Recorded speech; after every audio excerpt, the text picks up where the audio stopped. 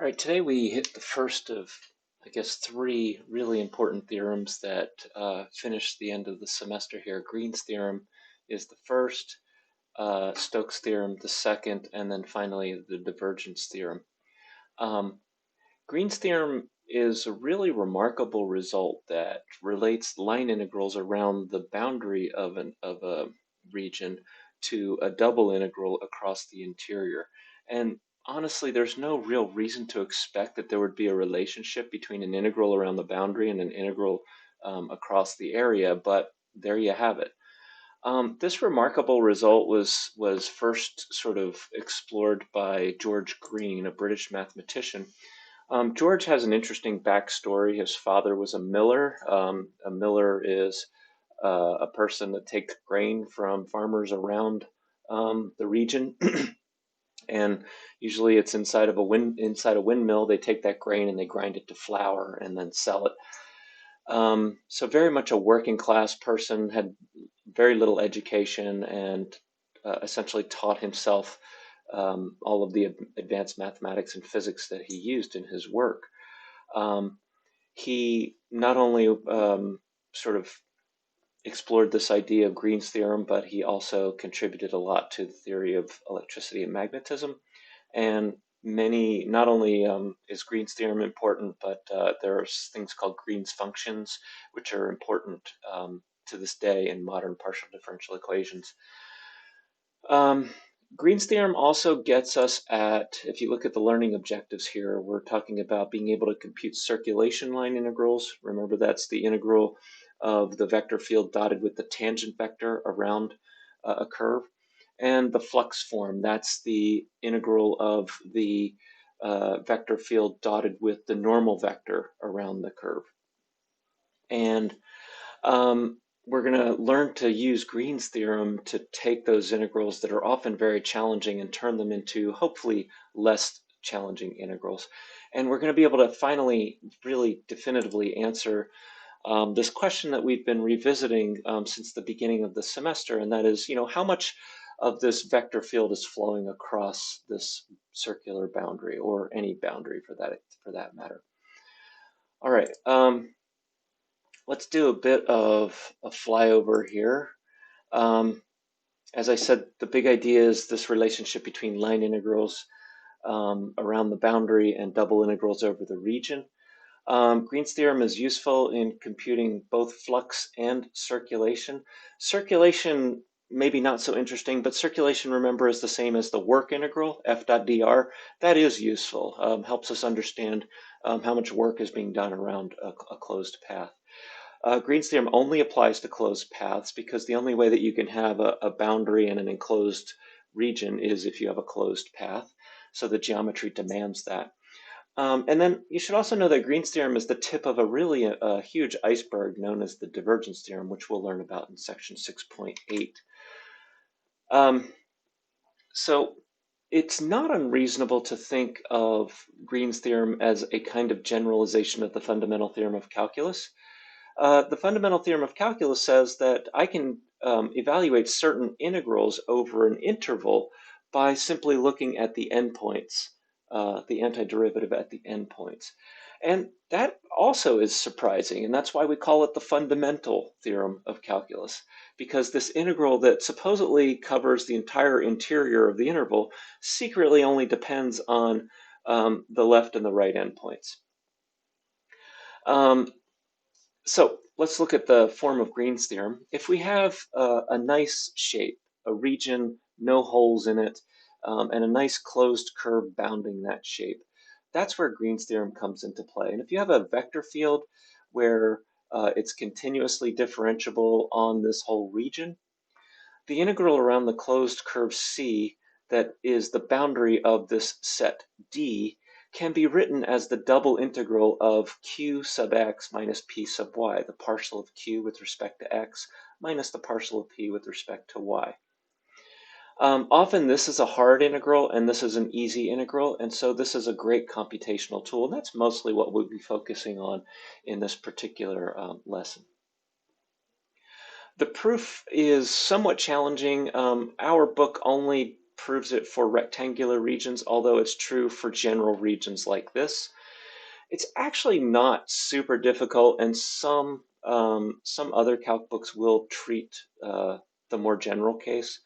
I'll let you read through this, and it's really just involves sort of breaking up the integral strategically into pieces and adding them together, and also applying the ordinary, regular fundamental theorem of calculus.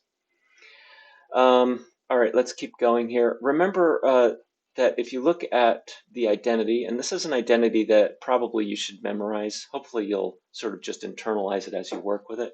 Remember that f dot dr is work, and so this work integral around a closed path can be calculated using this double integral across the region that the path encloses. And so that's why we see examples of, for example, applying Green's theorem to calculate work. All right. The flux form of Green's theorem involves essentially rewriting the integral as f dot n ds, where n is the normal vector, the outward pointing normal to the curve. And in that case, you get this sort of minor rearrangement of the right-hand side, where it used to be qx minus py. In the flux form, it's px plus qy. And you can imagine all that's really happening there is you're switching the order and changing the sign on one of these. It's a little bit more complicated than that, but that's a good mnemonic to help you remember. In both of these cases, it's important that you orient the curve counterclockwise. Another way to think about it is if you're walking along the boundary, the set should be on your left, over your left shoulder or to your left. It's okay if you don't do that. Just know that you're introducing a minus sign, and you might need to correct that at the end of your calculation. I find that, for example, it's often, sometimes you'll run into a situation where it's easier to parameterize in the clockwise direction. I just do the calculation and then change the sign at the end. But you do have to remember that. All right, and then this form of Green's theorem lets us compute the flux across various curves, closed curves like a circle, or a triangle, or a rectangle, etc. All right. Now, Green's theorem says, oh, we need a simply connected region in order to work. Simply connected means that there are no holes in the figure that you're working on. And it turns out that that's great for the initial proof, but if you're careful, once you've proven the initial result for simply connected domains, i.e. domains with no holes, with a little bit of wrangling, you can actually get it to apply to domains that have a finite number of holes. For simplicity, let's focus on applying it to this domain with a single hole. So we have this circular domain with a circular hole in the middle. If you strategically add some extra paths, so you know what, let me grab a copy of this and put it into the notes here.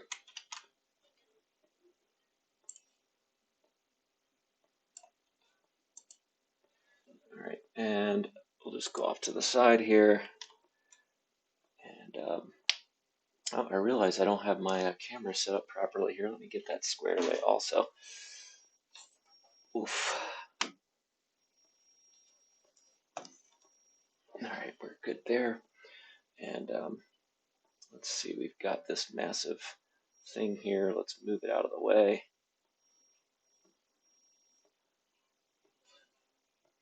Should have done this beforehand. Apologies.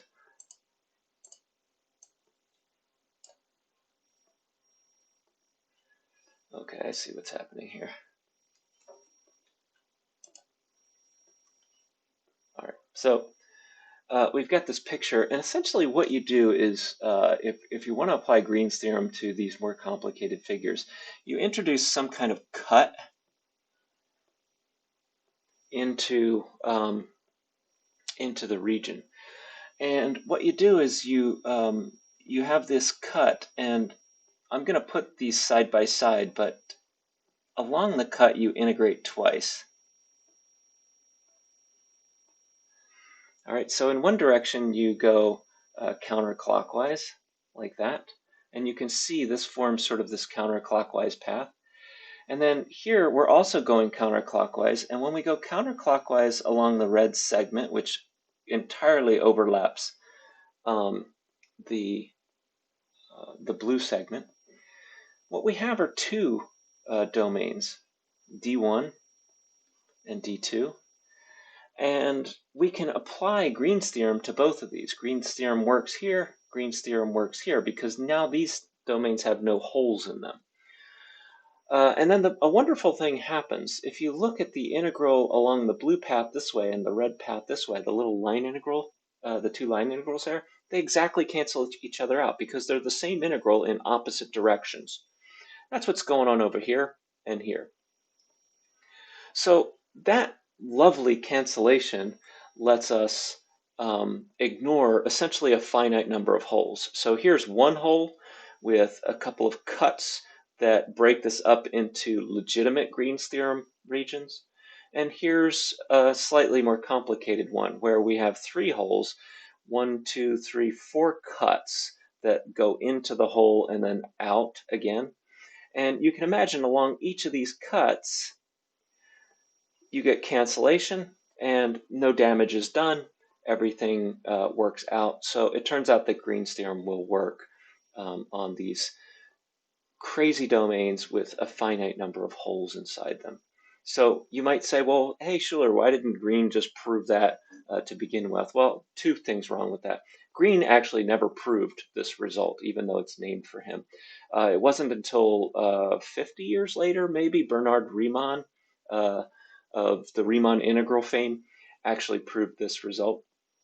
And it's just easier to prove if you assume simply connected, i.e. no holes. And then this thing with holes, you just treat that as a separate result. So, it's just mathematicians sort of separating ideas that don't really need to be together.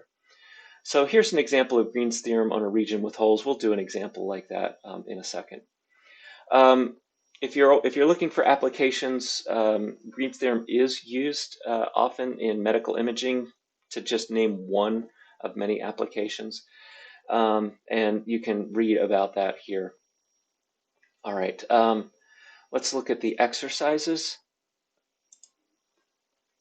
Go back over to my original notebook here, and we better blow this up a little bit so that you can actually read things.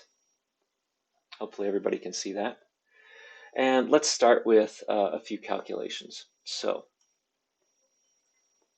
in exercise 150, we actually have one of these domains that's not simply connected.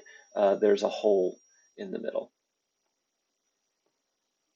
So we have a circle of radius 1 and a concentric circle of radius 3, like that. And you're asked to apply Green's theorem to this, and it turns out Green's theorem can be applied directly. We're looking at an integral with this differential form, the dx and the dy. I always like to kind of rewrite these as f dot dr because that's what I'm familiar with, and it helps me identify the pieces.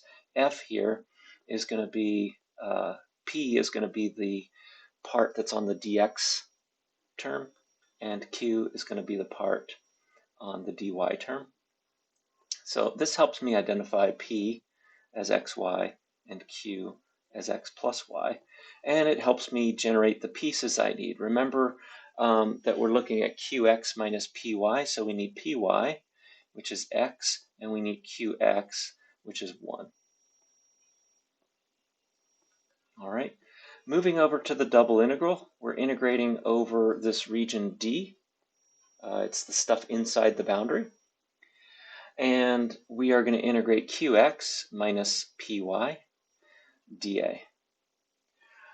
I recommend that you set up the integral like this without setting up the limits of integration or the dA out here, because at this point you're going to want to make a decision. Now you've left Green's theorem behind, and you are looking at computing a double integral.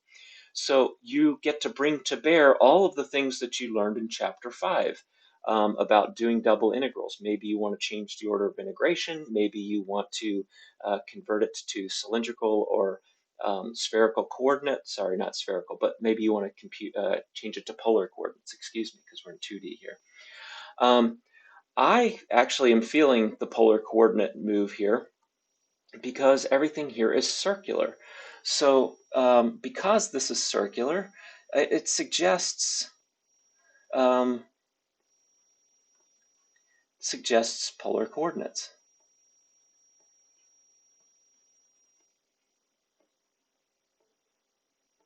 So how do we describe this annular region in polar coordinates? Well, we see that r is going from 1 to 3 and theta is going from 0 to 2 pi. So the limits of integration are remarkably easy if we use the right coordinate system. But remember, we have to convert the rest of the integral to polar coordinates as well. 1 minus, and remember that x in polar coordinates is r cosine theta. And then what does dA become? dA becomes r dr d theta. And now we have a regular integral. We do the r integration first, the inner integral, and then the outer integral. I'm going to leave that to you. If you plug this into Sage or you do it by hand, as near as I can tell, you end up with 8 pi. All right, so the circulation around this figure, or if you want to think about it as work, the work done moving along this boundary in this particular vector field is 8 pi. And if you want to see what this vector field looks like, it's xy in the x coordinate and x plus y in the y coordinate. I actually have that up and running here in my vector field. So I plugged xy here and x plus y here, and that's one of the circles. You can imagine maybe that's the circle of radius 3, and we get a sense of what the flux looks like. Of course, there's another circle inside, and this integral has computed the net flux total across both boundaries. Okay, continuing, we want to find the counterclockwise circulation of the field blah over the boundary of the region enclosed by these two curves in the first quadrant and oriented in the counterclockwise direction. A little bit redundant there with the counterclockwise thing, but that's okay. Let's look at this. Once again, we're talking about circulation, aka work. That's the F dot dr form of Green's theorem. Let's figure out what F is. F is the piece on the I vector is P, and the piece on the J vector is Q. We're of course going to need P and Q, and we're going to need Py, which is x, and Qx, which is 0. I love when that happens. All right, and remember, write the integral generally with Qx minus Py in the integrand, and then dA, and then decide what's your order of integration. Am I going to use polar? All that sort of lovely stuff. Because now I'm just looking at a double integral. I'm back in chapter 5. Okay, so here I'm going to choose to integrate in the y direction first. I'm going to go from the lower curve, x squared, up to x, and then over what, if I project this onto onto the x-axis, what's the x range? The x range goes from 0 to 1, and then minus x, and then dy dx. And again, you're looking at a double integral. I will let you finish up this work, but if you work it out, you should end up with minus 1/12. So the circulation around this field is minus 1/12, or the work done going along this field is minus 1/12. Remember that you're going around in the counterclockwise direction here. And so what that tells me is, because this is negative, the positive work done along this arc as I flow with the vector field is actually more than canceled by the work done going back to the origin along this straight line. That's one way to interpret it. Okay, let's find the area of the region enclosed by this parametric equation.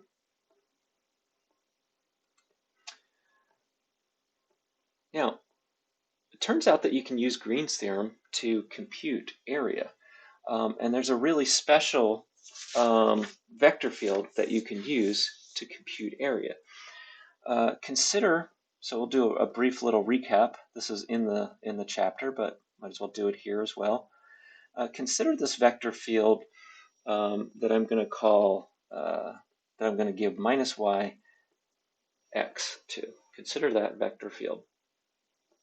And let's compute the integral around some closed curve, f dot dr.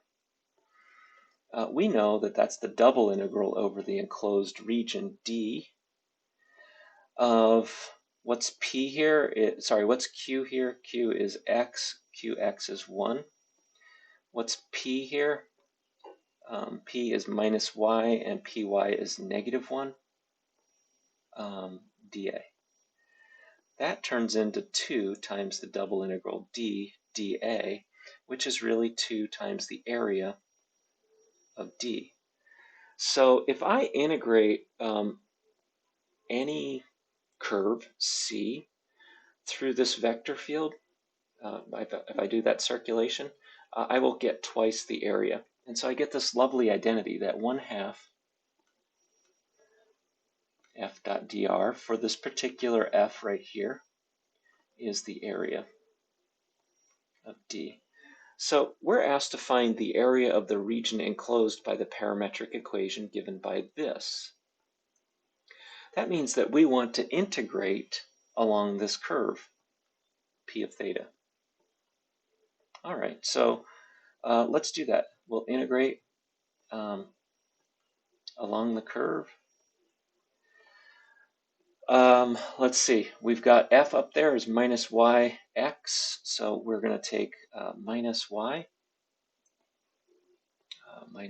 here, minus y. This is y right here along the curve. So we're going to take minus sine theta minus cosine theta sine theta. And x, this is x right here. Let's see here. X is cosine theta minus cosine squared theta. So that's f, and we're going to dot that with p prime. Dot that with p prime. What is p prime? P prime is going to take a little bit of work. We've got the derivative of cosine theta, minus 2 cosine theta sine theta, and that sine theta comes with a minus sign, so there's p prime in the I component plus, let's take the derivative here, cosine theta. Product rule. First times the derivative of the second, plus the second times the derivative of the first, and that's the j component. All right, so this is f, and here is p prime, and we want to do the dot product of those two guys.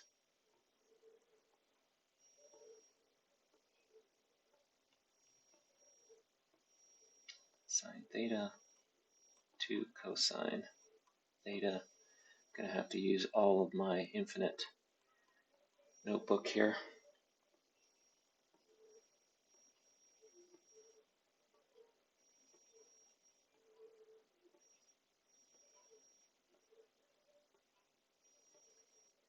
And let's see here.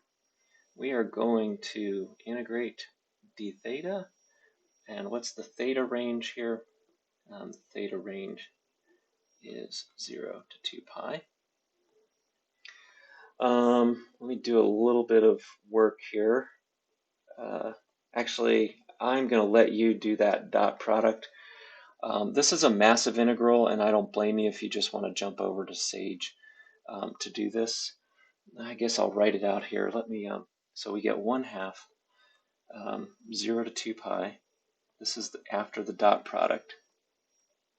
Cosine theta sine theta minus sine theta times 2 cosine theta sine theta minus sine theta d theta plus 1/2 0 to 2 pi cosine theta minus cosine squared theta times cosine theta plus sine squared theta minus cosine squared theta d theta. Now this looks like a job for Sage, and if you plug it in, I get 3 pi over 2. 3 pi over 2. All right, that's the area of D. So remarkably, we can integrate around the boundary this peculiar vector field and get the area inside. This is another thing that just blows me away, that I can, that no matter what the boundary is, if I integrate this vector field around it, I get the area of what's inside. What does this vector field look like? Let's go back to our vector field plotter and plug in minus y and x. That's interesting, right? It's completely circular, this field. And you can see the little dots are sailing along the circle in this case. And you integrate any shape inside of this vector field, any closed curve inside this vector field, and you get the area of what's inside. Super interesting. Let's do another one. Find the area of the region enclosed by this curve.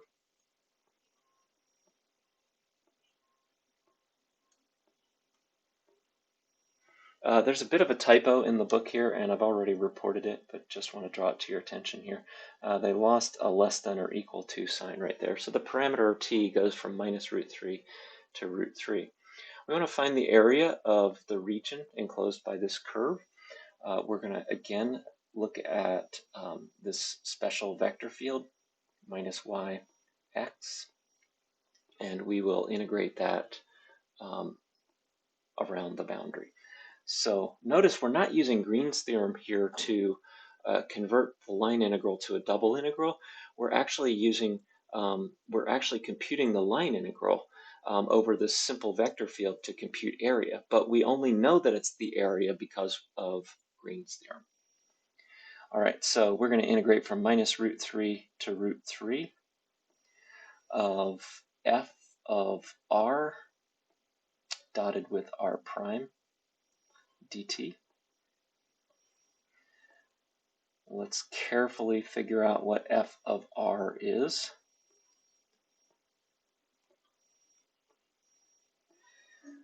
Okay, so f is minus y. What's y? Y is this bit here. What's x? It's this bit here.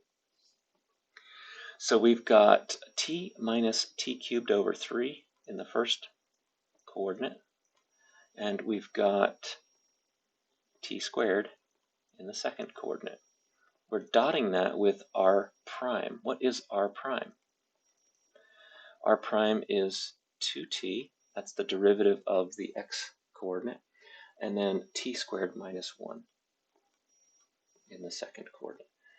All right, 2t and t squared minus 1. And we're integrating with respect to time. Again, I'll jump back to my notes here. The dot product, let's compute the dot product. We get 2t times the quantity t minus t cubed over 3 plus t squared times the quantity t squared minus 1 dt. Yet another job for Sage. You plug that integral into Sage, you get 8 √3 over 5. it's good that it's positive, right? Because we're talking about area here, so that's good. 8 root 3 over 5, I don't have much to add beyond that. How might we confirm that, or how might we sort of estimate that we feel good about that? We could put a box around this. The box has width 3 units and height maybe, I don't know, 1.2 units. So this is going to be something like 3.6 square units. And 8 root 3, hopefully 8 root 3 is less, 8 root 3 over 5 is less than 3.6, but not a lot less. Let's look at that. 8 times square root of 3 over 5. It's 2.77.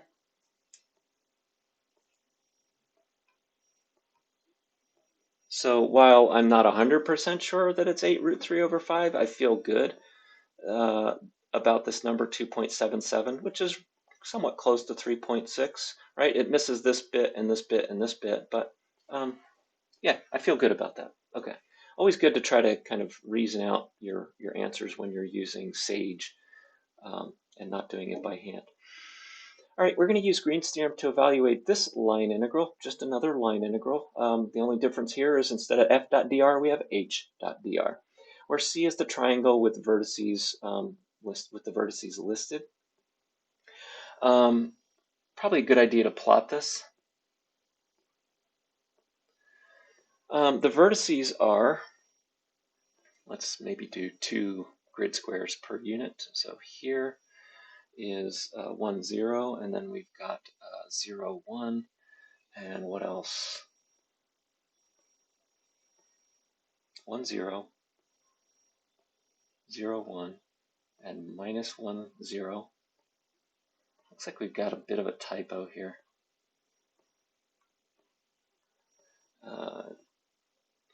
I have not reported that one. Okay. This triangle right here, let me outline it in red. And what are we doing here? We're doing it counterclockwise. Yay, so we don't have to think about a minus sign. All right. Use Green's theorem to evaluate this integral. So we've got this line integral, and we want to convert it to an area integral. Green's theorem is going to be helpful here because I'd rather do this as an area integral than as a line integral, because as a line integral, it's going to be 3 pieces, right? All right, let's start this now. I'm just going to call HF, because that's how I like to think about this. It's good to develop sort of computational habits. When you're working with this, it's easy to make a mistake otherwise. So F is e to the y minus sine pi x. So now we've found P, we found Q. Let's find QX minus PY. QX is what? Minus pi cosine pi x minus PY is just e to the y. All right. Well, that line integral is equal to this double integral over the enclosed region D of qx minus py minus pi cosine pi x minus e to the y dA. All right, now you get to decide. Polar coordinates, direction of integration, what are we going to do here? I'm feeling,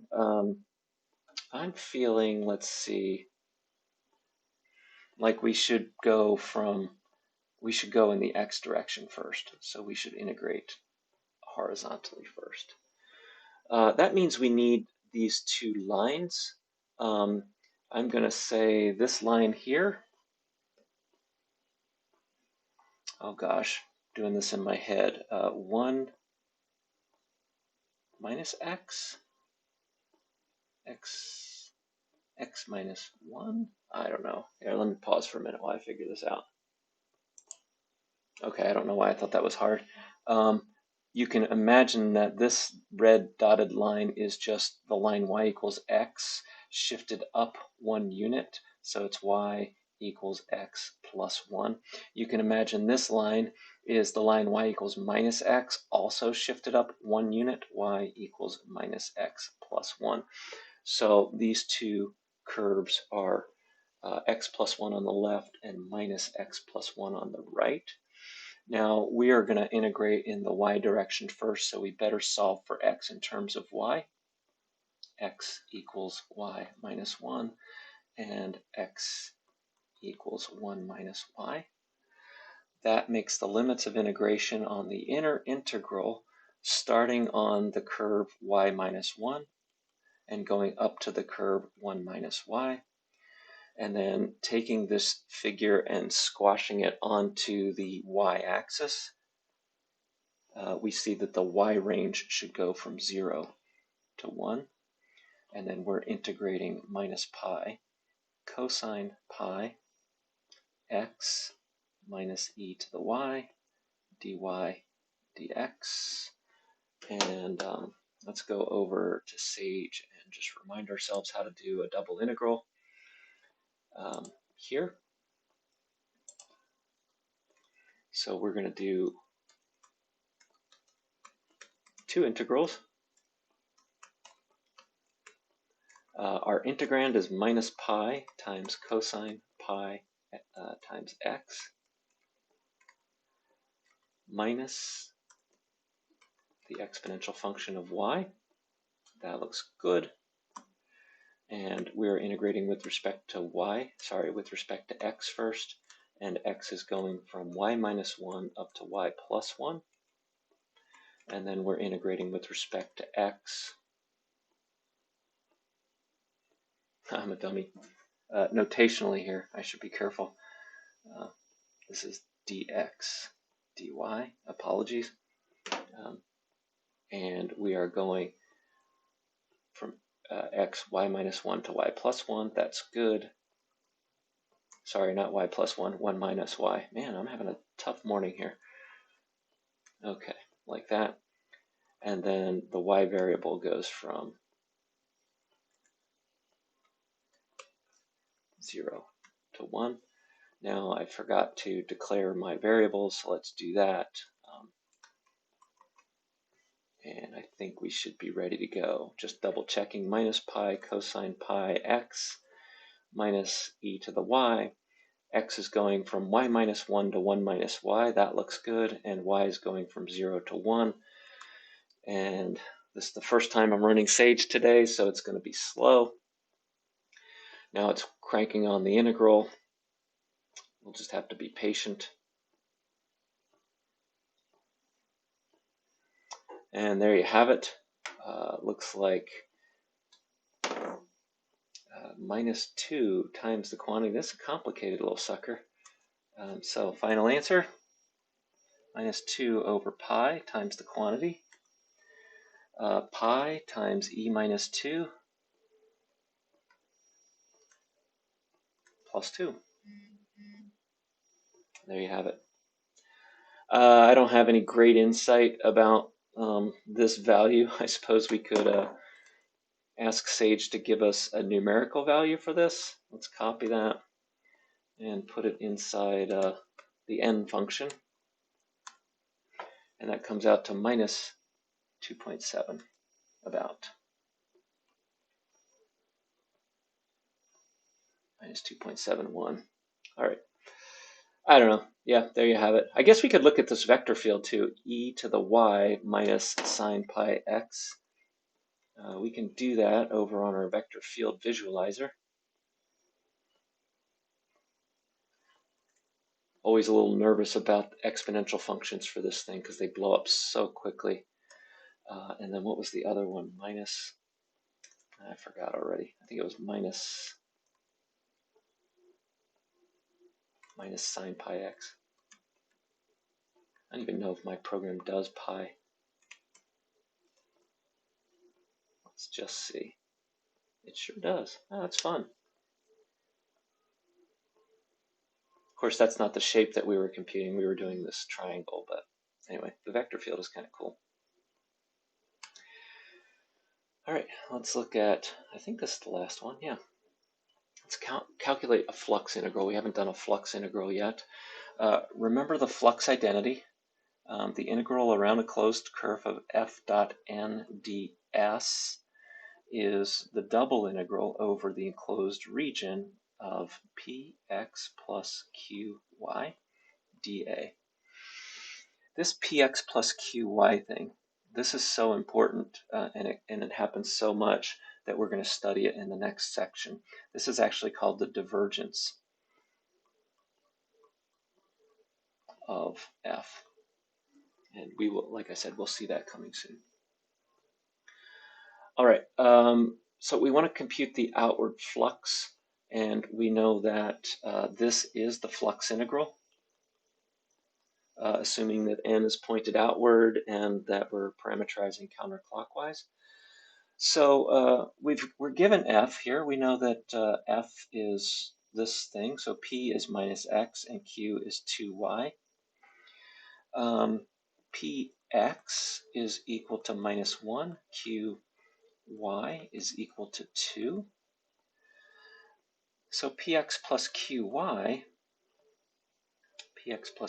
is just 1 dA, and we're integrating over the square with corners given by plus or minus 1, plus or minus 1. That, of course, is a square of side length 2. So what we're really doing here is integrating over a square, a 2 by 2 square. So we know the area of that, and we're done. So Green's theorem really helps us out here. And we can have a look at this vector field if you want, minus x plus 2y.